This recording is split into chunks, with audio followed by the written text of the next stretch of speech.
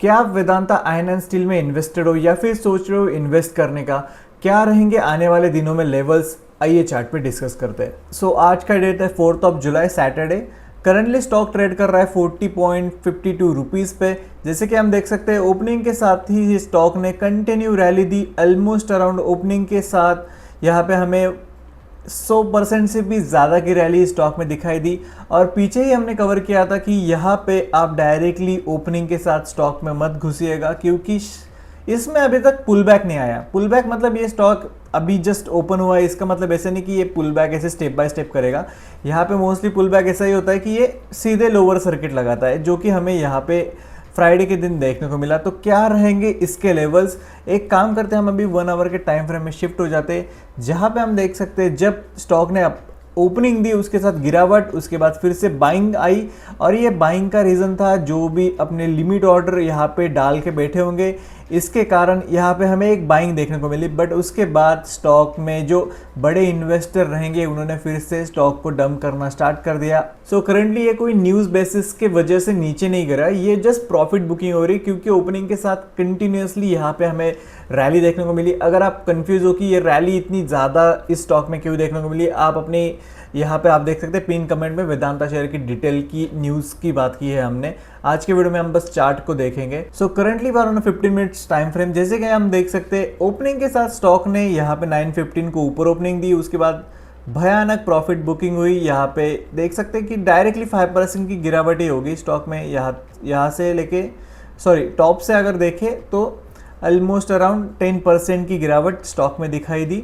उसके बाद ये फिर से ऊपर की तरफ गया क्योंकि लोगों ने बाइंग करना स्टार्ट कर दी, और फिर से डाउन, फिर से यहाँ पे हमें प्रॉफिट बुकिंग देखने को मिली। अगर मैं प्रीवियस लेवल्स को देखूँ यहाँ पे, तो इस लेवल को हम देख सकते हैं कंसोलिडेशन का फेज, जहाँ पे स्टॉक कंटिन्यू रैली दे रहा था। यहाँ पे थोड़ा कंसोलिडेशन हुआ इस लेवल पे, मतलब यहाँ पे शेयर एक्सचेंज हुए, जो कि आप जैसे कि न्यूज़ में हमने बात की कि यहाँ पे बहुत बड़ी डील से यहाँ पे शेयर बल्क में उठाए गए, उसके कारण ये स्टॉक में रैली स्टार्ट हो गई। तो मुझे लग रहा है कि यहाँ पे अगर स्टॉक ने फिर से इस लेवल को ब्रेक कर दिया तो कल के दिन भी हमें, मतलब ओपनिंग के साथ हमें नेक्स्ट सेशन में ये स्टॉक फिर से अपने इस लेवल पे एक लोअर सर्किट लगाता हुआ दिख रहा है। अगर देखें तो यहाँ पे ऑलमोस्ट 10% की फिर से लोअर सर्किट लगेगी। अगर आप सेफली ट्रेड करना चाहते हो तो आप एक कर सकते हो कि जब तक स्टॉक इस लेवल पे नीचे नहीं आता और यहाँ पे कोई फॉर्मेशन नहीं करता पॉजिटिव साइड का, तब तक आप इस स्टॉक को जस्ट ऑब्जर्व करिएगा, क्योंकि अभी प्रॉफिट बुकिंग हो रही है। और प्रॉफिट बुकिंग कहाँ तक होगी? जहाँ तक लोअर सर्किट है, ठीक है। उसके नीचे भी अगर ये स्टॉक गिरना होता तो यहाँ तक गिर जाता, एक ही दिन में यहाँ तक गिर सकता था, but just due to lower circuit ये स्टॉक इतना नीचे गिर नहीं सकता। तो शायद से ओपनिंग के साथ हमें लोअर सर्किट देखने को मिल सकती है।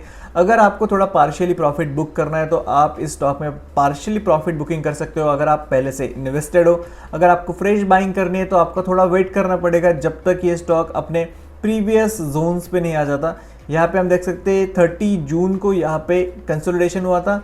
मुझे लग रहा है कि यहाँ पे जब स्टॉक आएगा तो हमें फिर से एक सपोर्ट फॉर्मेशन देखने को मिल सकता है। अगर मैं देखूँ तो यहाँ से ऑलमोस्ट 15% की गिरावट आते हुए दिनों, या फिर हम सेशंस कह सकते हैं उसमें हमें इस स्टॉक में गिरावट देखने को मिल सकती है। तो 15% अगर आपने बहुत पहले इन्वेस्ट किया था यहाँ से कुछ लेवल से, अगर मैं बोलूँ तो यहाँ पे आपको मौका ही नहीं मिला होगा। अगर आपने यहाँ पे इन्वेस्ट किया है तो still you are in a profit somewhere around 20 से 25% का प्रॉफिट आपको यहाँ पे होगा, यानी कि यहाँ पे 40 और यहाँ पे गिरा तो 20%। तो आप, अगर आपको गिरते हुए स्टॉक में इस लेवल पे कहीं पे भी कंसोलिडेशन, मतलब अगर लोअर सर्किट ना लगे यहाँ पे थोड़ी सी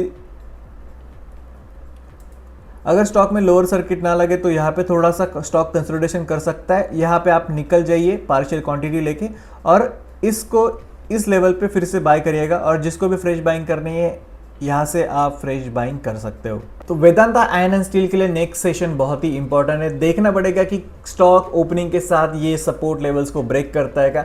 चांसेस काफ़ी ज़्यादा है कि स्टॉक फिर से गिरना स्टार्ट कर देगा, बट अपने सपोर्ट को यहाँ पे उसने एक सपोर्ट की तरह लिटरली लेना चाहिए, जहाँ पे हमें फॉर्मेशन दिखना चाहिए कि यहाँ पे सपोर्ट फॉर्मेशन हो रहा है, तो हम उसके बाद ही उसमें बाइंग कर सकते हैं। अपनी रिसर्च ज़रूर करेगा, this is not a financial advice. अगर आप डीमार्ट शेयर में इन्वेस्टेड हो तो आप उसकी वीडियो यहाँ पे देख सकते हो, और अगर आप सोच रहे हो बैंक ऑफ बड़ौदा में इन्वेस्ट करने का तो यहाँ पे आप देख सकते हो। दोनों की वीडियो मैं यहाँ पे पिंक कर दे रहा हूँ। तो बस आज के वीडियो में इतना ही। Thank you so much for watching, bye.